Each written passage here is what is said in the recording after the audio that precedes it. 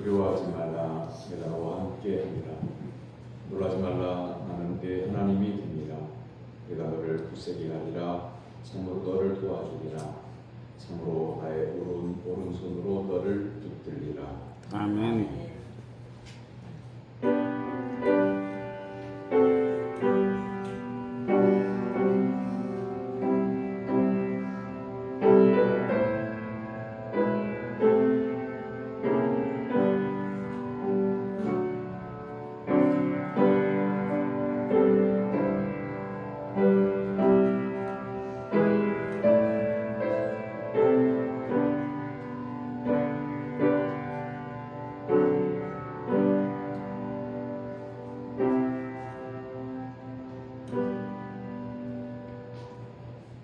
지난 한 해 동안 헤아릴 수 없는 사랑으로 저와 함께 하신 하나님 아버지, 대망의 2026년의 첫 시간을 맞이하려는 성도들이 거룩한 성전에 나와 천국 영신 예배를 드리게 하심을 감사드립니다.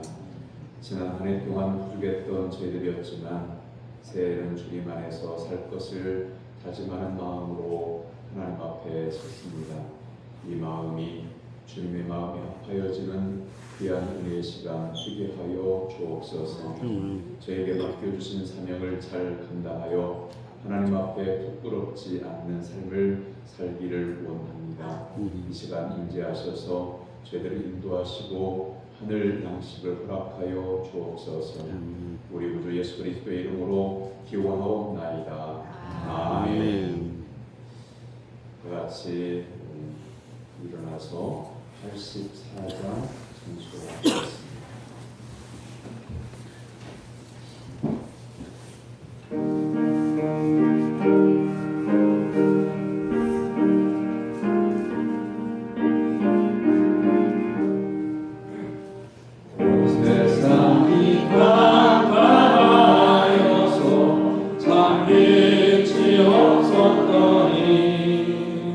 그는 나는 영광 나타나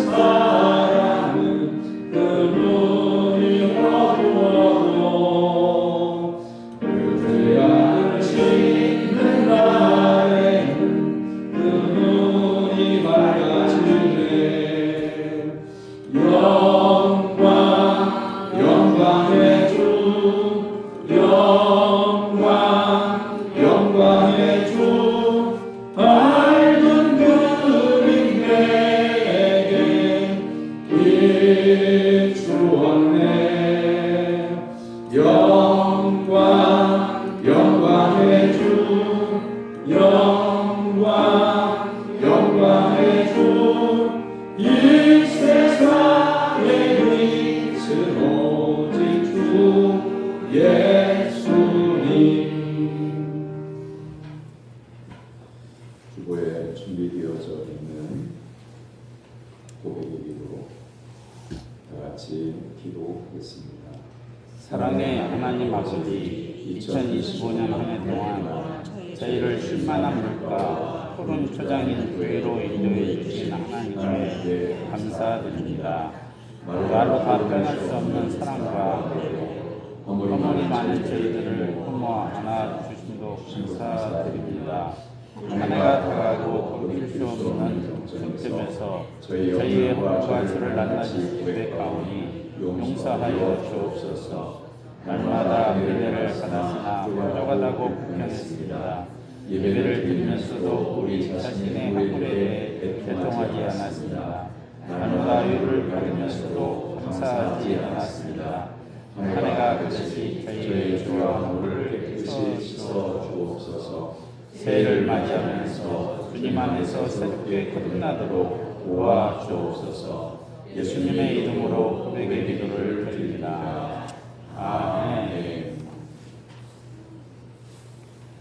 이 시간은 지난 한 해 동안 하나님과 사람 앞에서 지은 죄와 허물을 침묵으로 고백합니다.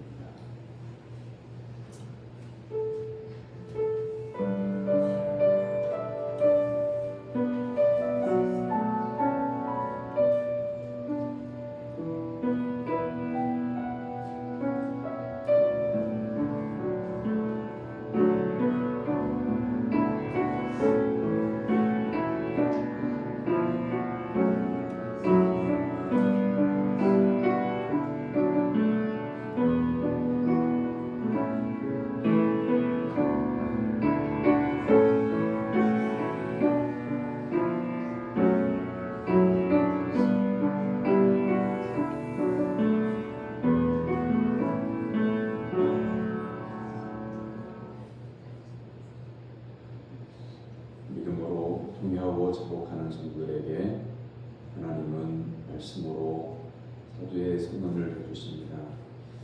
그가 내 모든 죄악을 사하시며 내 모든 병을 고치시며 내 생명을 파멸에서 속량하시고 인자와 긍휼로 관을 씌우시며 좋은 것으로 내 소원을 만족하게 하사 내 청춘을 독수리같이 새롭게 하시는도다.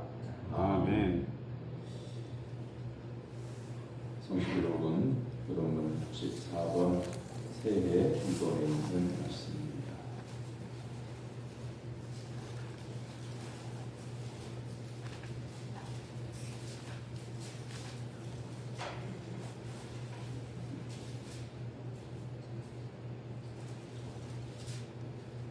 찬송하리로다. 하나님 곧 우리 주 예수 그리스도의 아버지께서 그리스도 안에서 하늘에 속한 모든 신령한 복을 우리에게 주시되 곧 창세전에 그리스도 안에서 우리를 택하사 우리로 사랑 안에서 그 앞에 거룩하고 흠이 없게 하시려고 그 기쁘신 뜻대로 우리를 예정하사 예수 그리스도로 말미암아 자기 아들들이 되게 하셨으니 이는 그가 사랑하시는 자 안에서 우리에게 거저주시는 바 그의 은혜의 영광을 찬송하게 하려는 것이라. 우리는 그리스도 안에서 그의 은혜의 풍성함을 따라 그의 피로 말미암아 성령 곧 구사함을 받았느니라.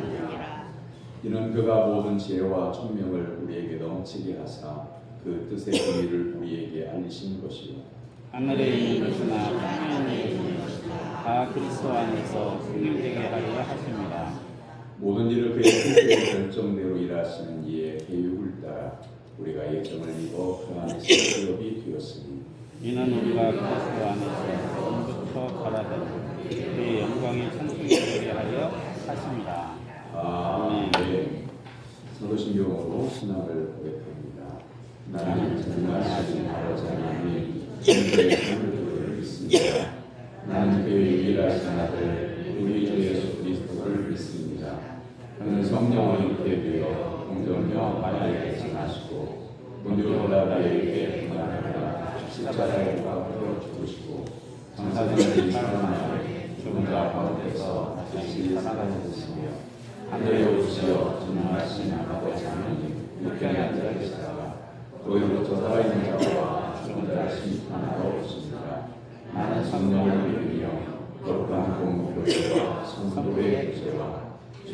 풍성한 것과 몸의 부활과 영생을 믿습니다. 아멘. 자리에 앉아서 314장 찬송한 후에 같이 우리 김문석 장로님 부릅니다.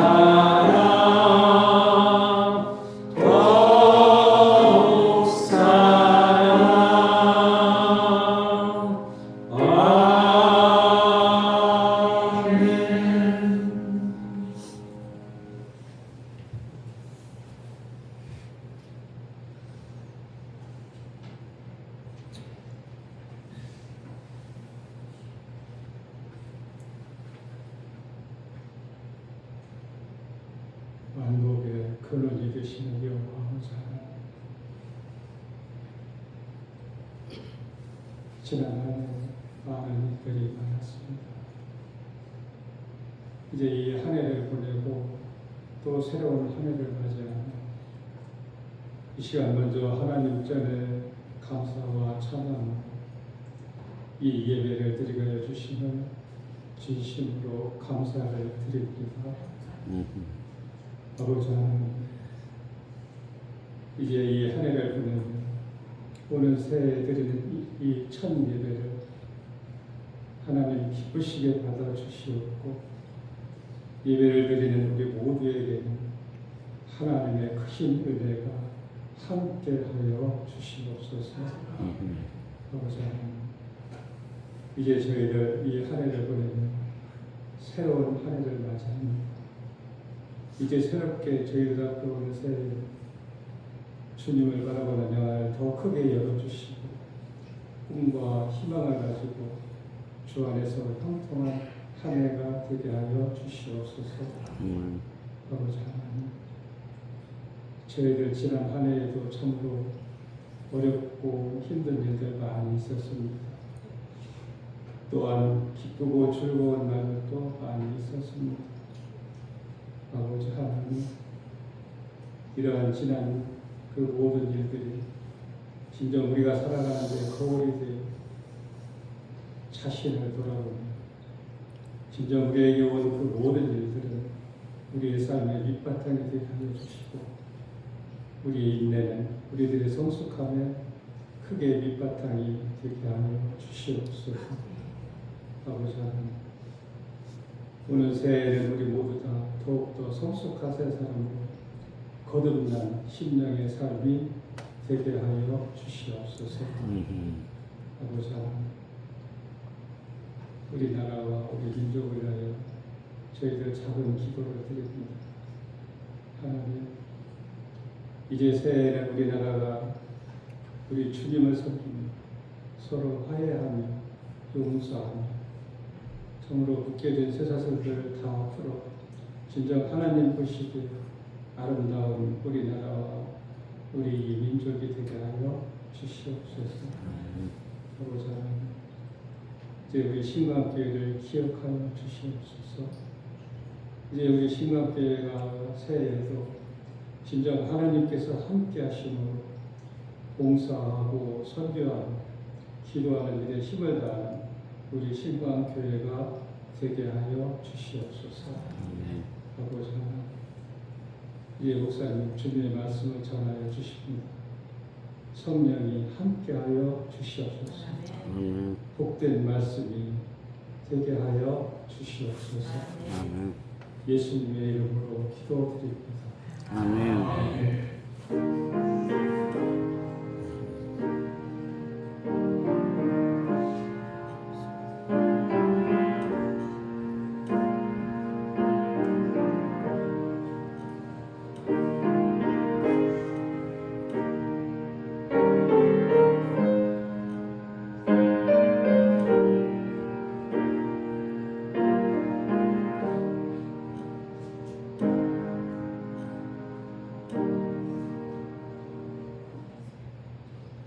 믿음으로 성도들이 하나님께 드린 예물을 봉헌합니다.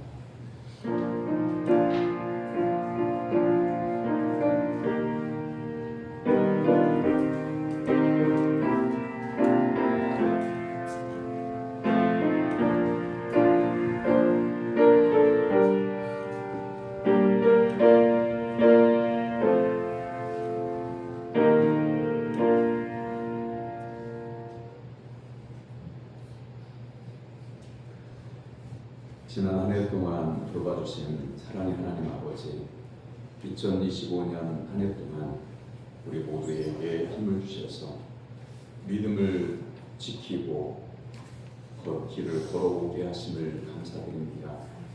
오늘 준비할 드리는 감사 예물은 지난 1년 동안 수망 가운데 살게 하신 하나님께 감사하여 드립니다. 예수님이 주인이신 교회에서 선포되는 말씀을 따라 살게 하신 은혜의 하나님 아버지, 인생의 고비마다 이길 수 있도록 힘을 주심에 또 감사를 드립니다. 하나님께서 허락하신 가정과 교회의 일원으로 살게 하심도 감사드립니다. 오늘 송구영신 예배를 드리면서 감사의 예물을 드립니다.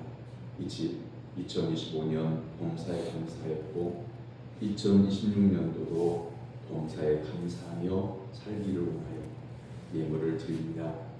2025년 하나님의 은혜로 여기까지 인도해 주신 하나님을 찬양합니다. 2026년 한 해 하나님의 은혜로 이끌어 주실 하나님을 찬양합니다.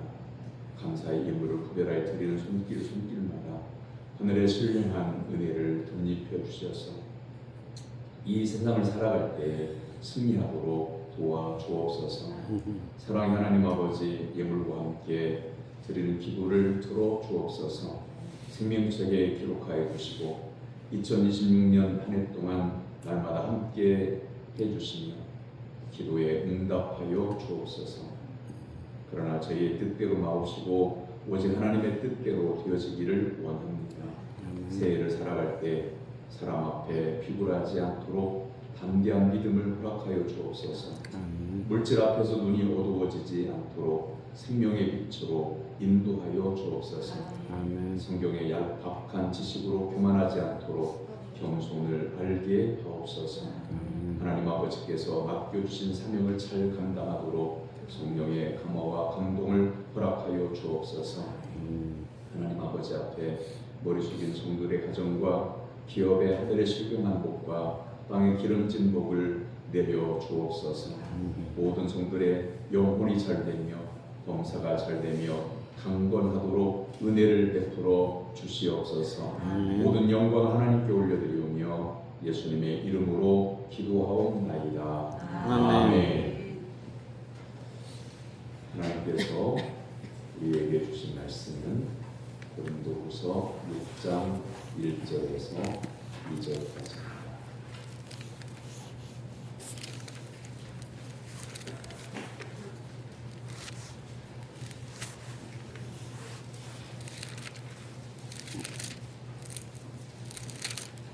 고린도후서 6장 1절에서 2절까지 신약성경 291쪽입니다.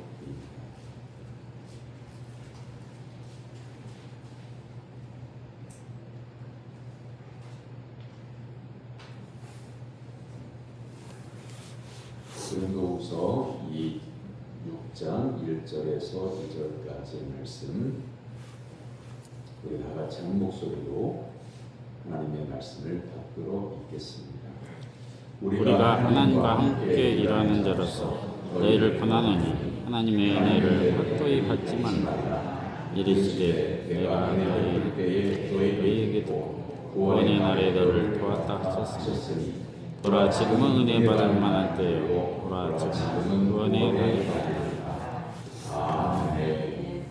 이는 살아계신 하나님의 말씀입니다. 옆에 있는 분들과 인사를 나눕니다.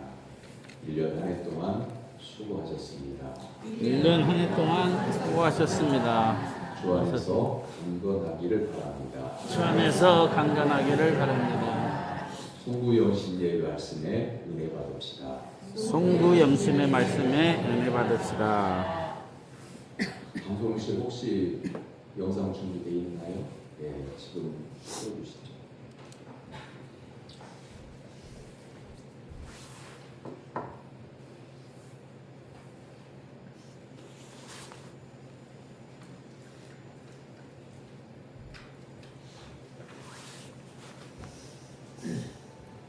(2025년) 한 해 동안의 별자치입니다.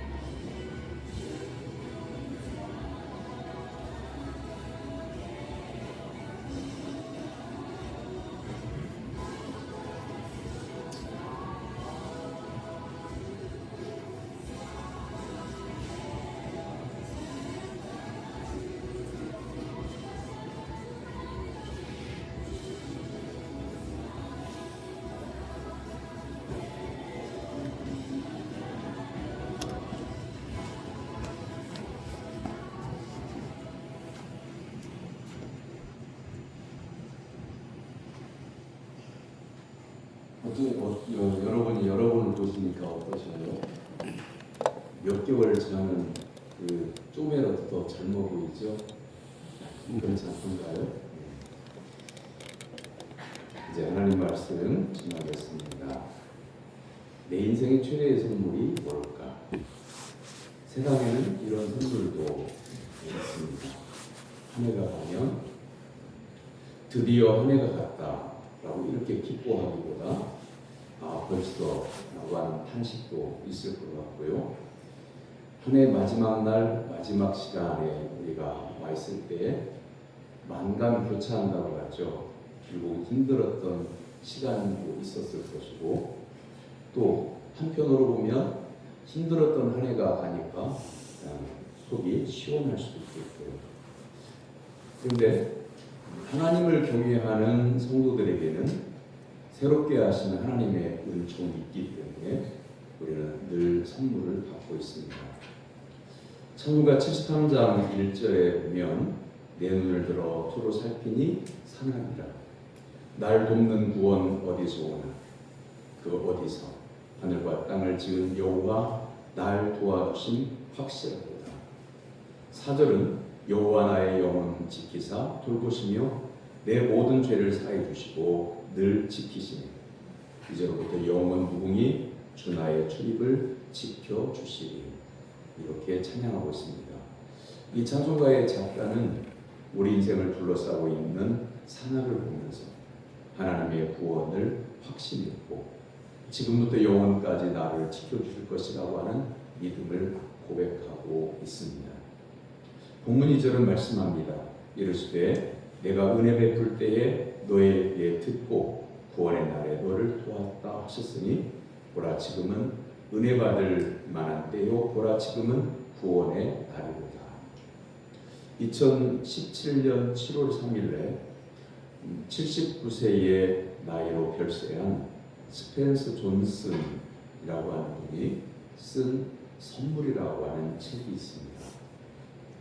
원래 의학 박사였지만 사람이 병드는 걸 볼 때 원인을 진단하다 보니까 마음의 결핍에서 이 병이 시작된다고 하는 것을 발견하는군요. 의사를 그만두고 작가로 전환해서 인간의 마음을 치유하는 데에 남은 생을 힘썼던 그런 작가입니다. 스펜서 존슨의 이야기 속에 이런 이야기가 있습니다. 옛날에 지혜로운 노인과 그 마을에 한 소년이 살고 있었습니다. 소년은 노인이 들려주는 이야기를 늘 귀담아 들었습니다. 그 이야기 중에 세상에서 가장 소중한 선물이라고 하는 것이 있었습니다.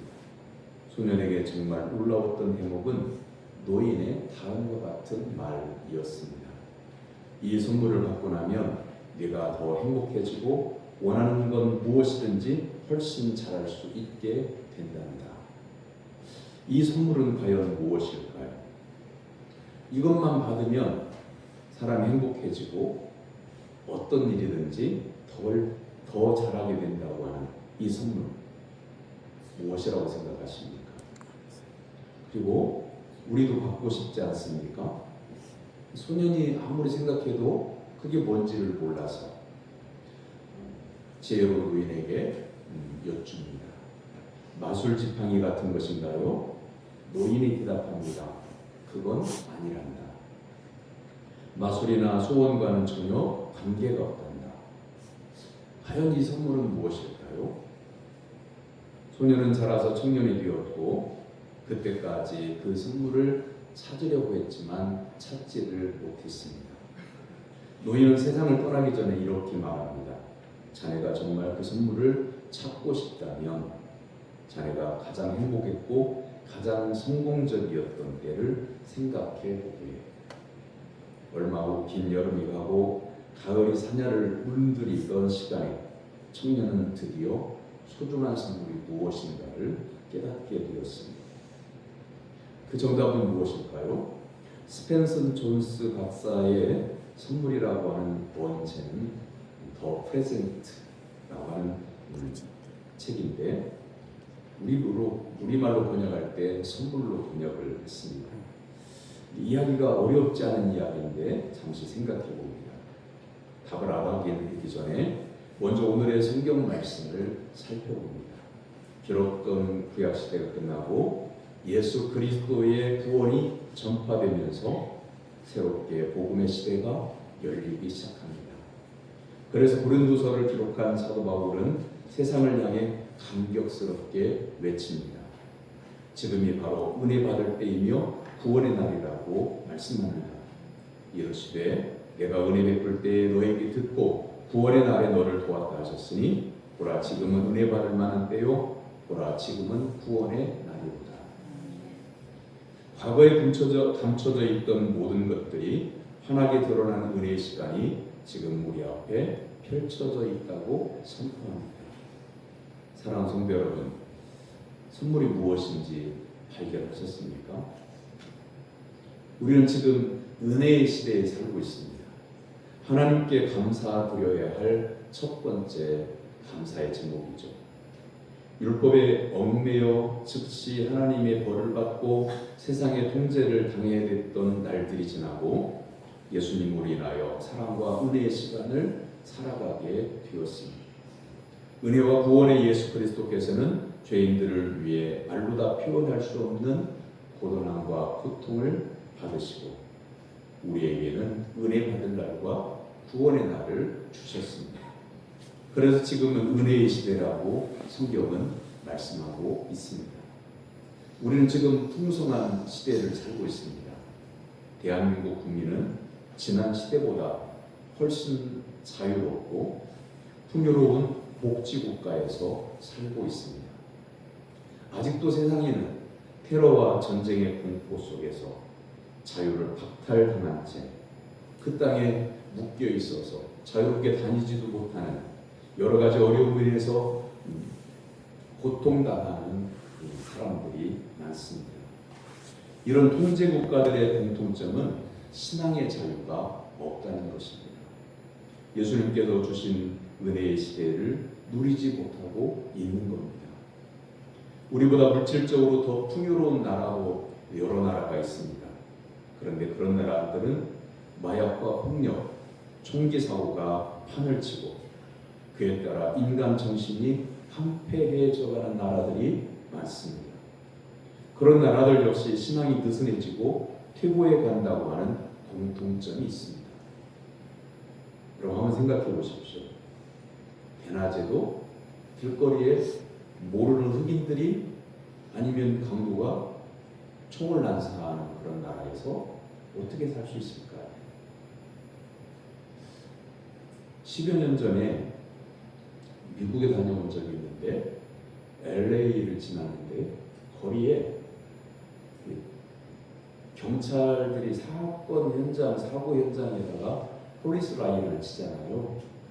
어느 가게에 폴리스 라인이 있고 경찰차가 수십 대가 있고 경찰병들이 포위하고 있고 총기를 들고 그 만에 대치하고 있는 강도를 잡기 위해서 대치하고 있는 장면을 버스를 타고 지나면서 왔던 적이 있습니다. 그런 나라에서 마음을 놓고 살 수 있을까? 그런 나라들의 공통점이 뭐냐면 교회가 황폐해져 간다고 하는 거죠. 예를 들면 강단에서 교회 목사님이 예수 그리스도를 믿고 회개하라 그리고 말씀에 순종하라 이렇게 설교를 하면요 회중에 있던 사람이 권총을 꺼내서 총을 발사하는 그런 교회도 있습니다. 그래서 그런 교회 목사님들은 앞에다가 방탄 유리를 하고 설교를 하기도 하죠.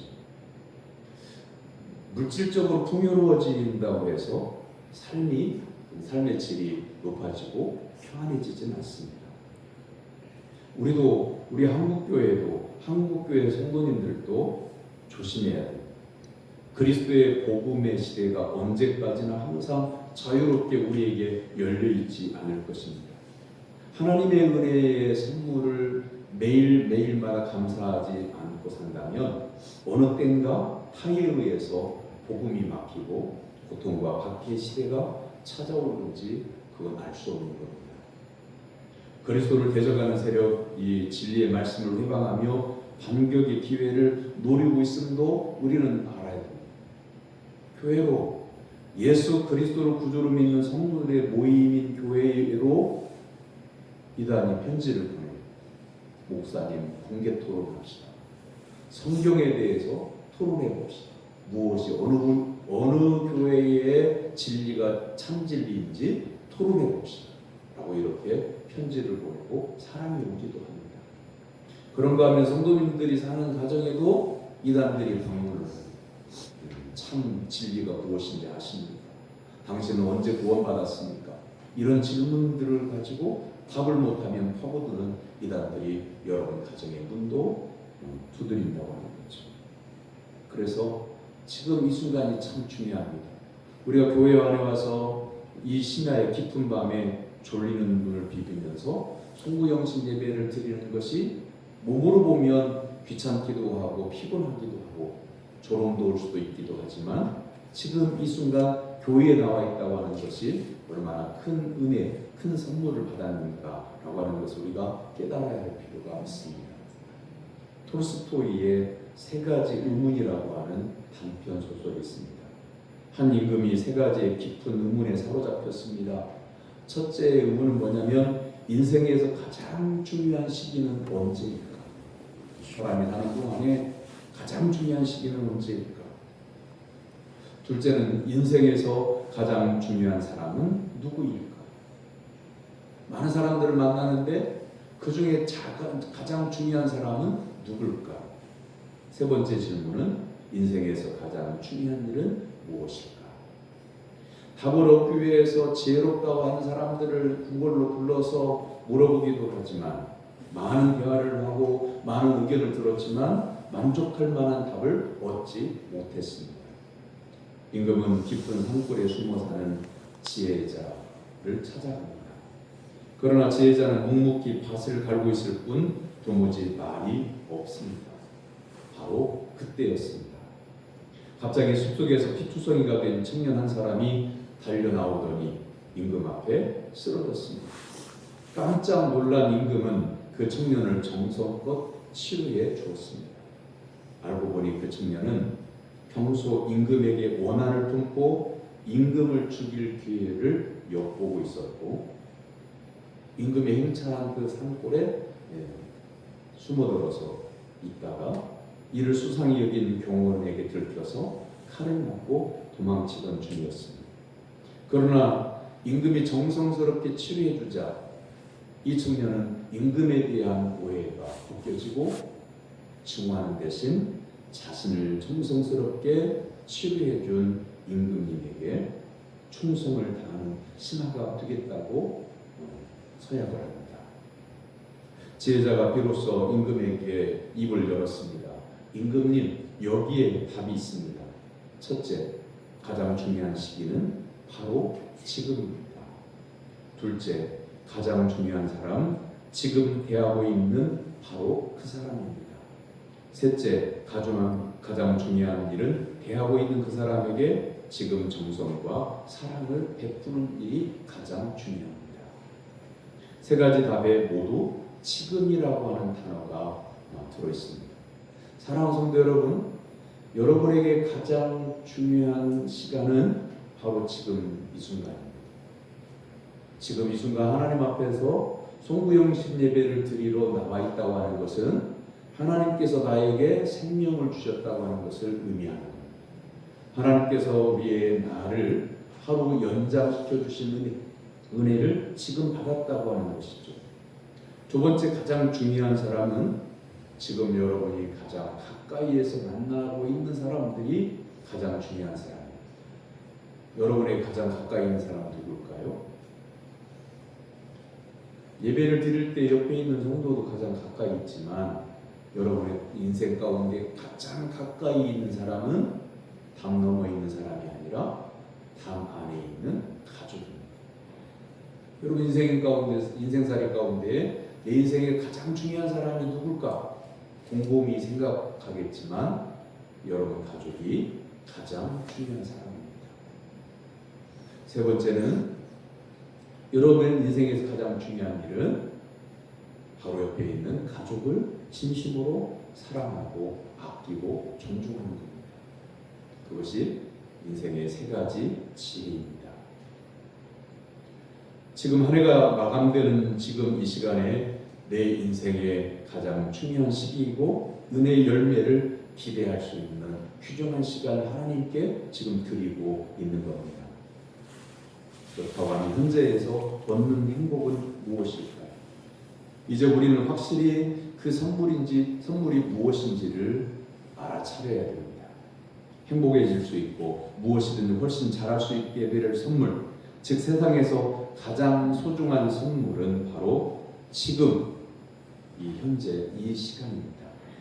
스펜서 존슨의 책 제목인 프레젠트라고 하는 단어를 영어를 모르는 분도 계시겠지만 번역한 걸 보여드릴 테니까 프레젠트 이렇게 씁니다. 이걸 우리나라 말로 그 책은 선물이라고 번역을 했습니다. 근데 선물에 또 다른 뜻이 있는데 그것은 뭐냐면 현재입니다. 선물이 뭐냐면 현재입니다. 여러분 선물을 받을 때 기분이 좋잖아요. 그런데 그 선물을 받는 그 순간, 그 현재라고 하는 이 시간, 그 지금이라고 하는 이 시간의 개념 속에 그 선물이 귀한 거예요. 지금 이 순간 나에게 주어진 하나님의 은혜의 시간이, 생명의 시간이 중요한 거예요. 이게 안 느껴지면 우리는 월요일부터 오늘까지 성도의 가족 중에 한 분을 장례를 치렀어요.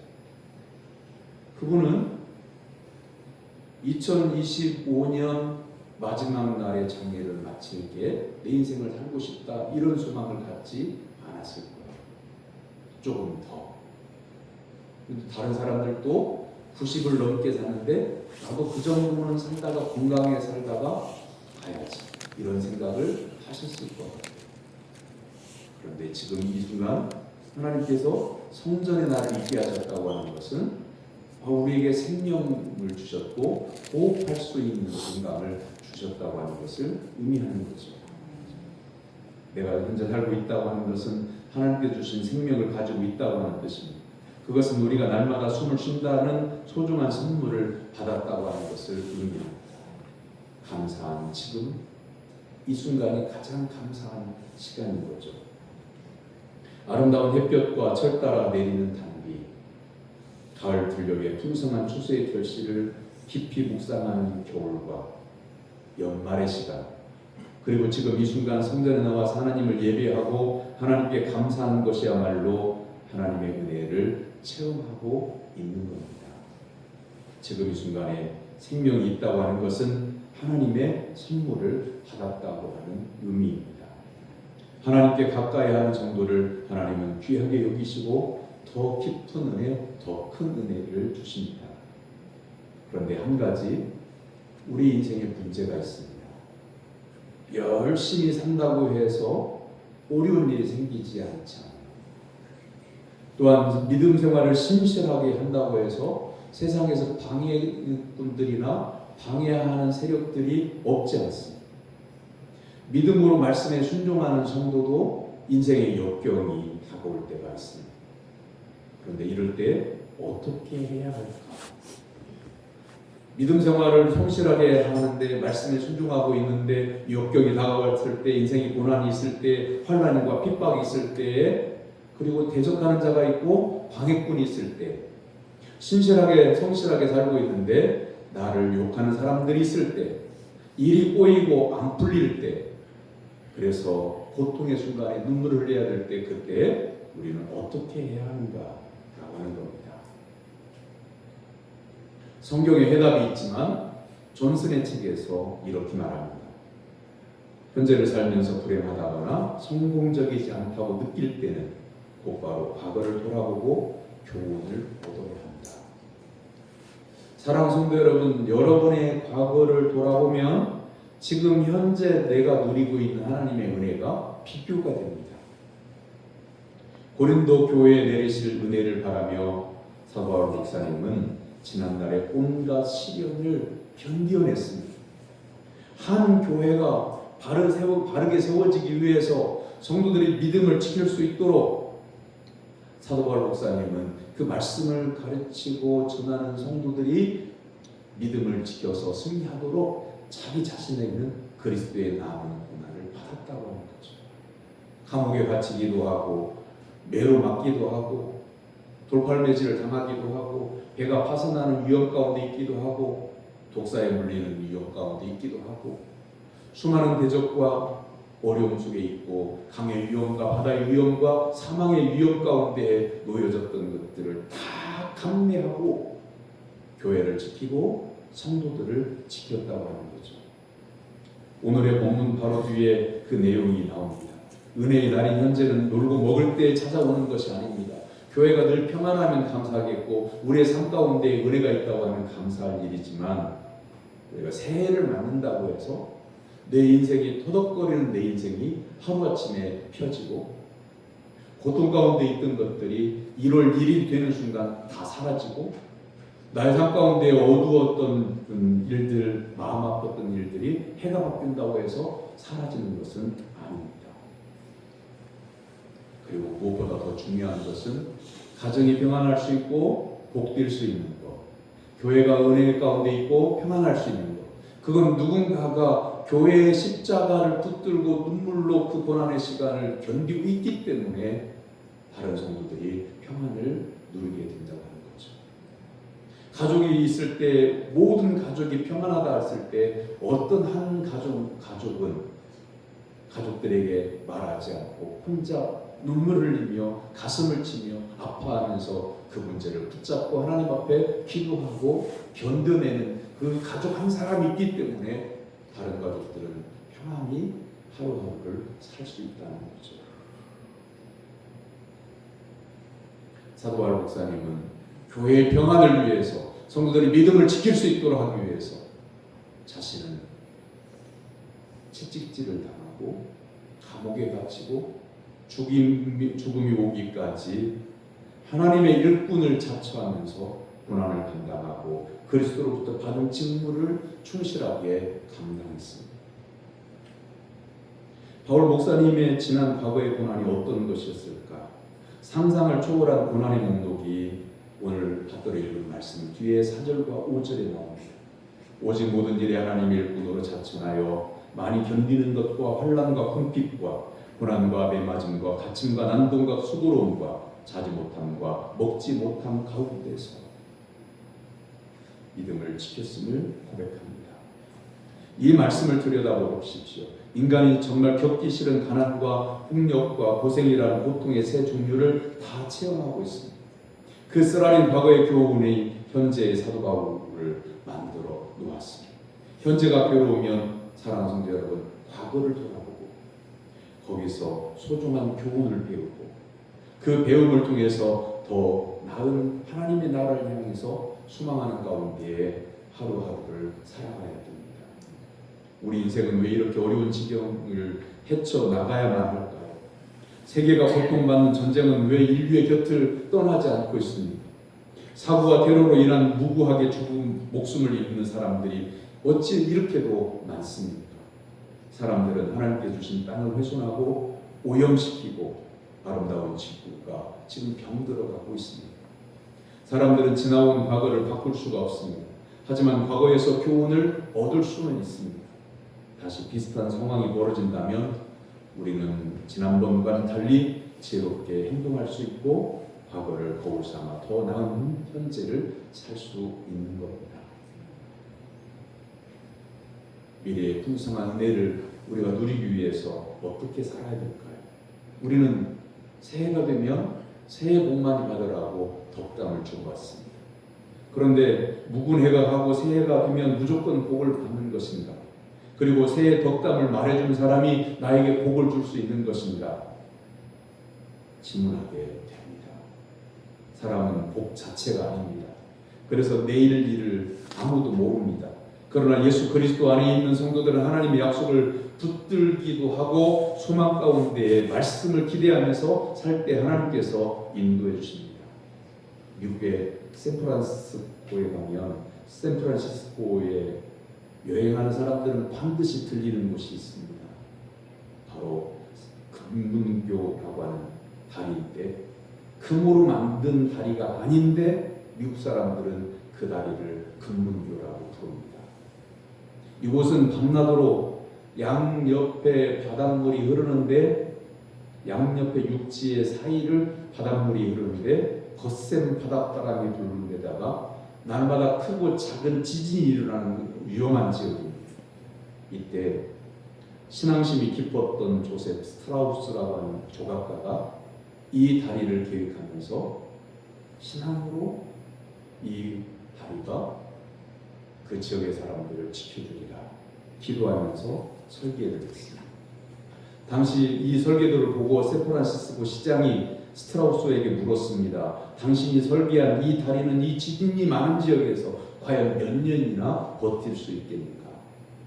그러자 스트라우스는 망설이지 않고 이렇게 대답했습니다. Forever, 영원한 다리를 만들겠다는 소망을 갖고 있었던 거죠. 바다 양쪽에 거대한 탑을 세우고 지진을 흡수한 강철 원통들이 오늘도 이 다리를 안전하게 붙들고 있습니다. 1936년에 세워진 금문교는 이제 90년이 되었습니다. 그 당시 현재에 대한 걱정과 불안을 자신 있는 미래로 극복한 예인 겁니다. 사랑하는 성도 여러분, 누군가가 여러분에게 믿음을 언제까지 지킬 수 있겠느냐고 묻는다고 하면 그 대답은 영원히라고 대답해야 합니다. 오늘 본문보다 앞에 있는 고린도후서 5장 17절의 말씀은 이렇게 말씀합니다. 그런즉 누구든지 그리스도 안에 있으면 새로운 피조물이라 이전 것은 지나갔으니 보라 새 것이 되었도다. 무분해가 하고 새해가 오고 있습니다. 하나님이 주신 지금 이 순간이 나에게 가장 큰 인생의 최대의 선물인 것을 기억하고 믿고 감사하는 성도가 되기를 바랍니다. 기도하겠습니다. 사랑의 하나님 아버지, 한 해를 마무리하는 성도 영신 예배와 지나간 1년의 시간들을 뒤돌아봅니다. 인생의 골짜기를 굽이굽이 지나던 그 순간에는 고생과 수고였고 한숨과 눈물이었으나 지금 이 순간 다시 돌아보니 여기까지 인도해 주신 하나님의 은혜였음을 깨닫고 감사를 드립니다. 새해에 대한 막연한 기대보다 우리의 생명과 호흡을 붙잡아 주시는 하나님만을 바라보는 저희들이 되게 하여 주옵소서. 그리하여 새롭게 열어주시는 2026년도 새해에는 365일 동안 하나님과 동행하는 성도가 되게 하여 주옵소서. 예수님의 이름으로 기도하옵나이다. 아멘. 이제 여러분이 준비한 감사와 그리고 간구의 기도, 이 시간 피아노의 반주에 맞춰서 하나님께 기도하겠습니다.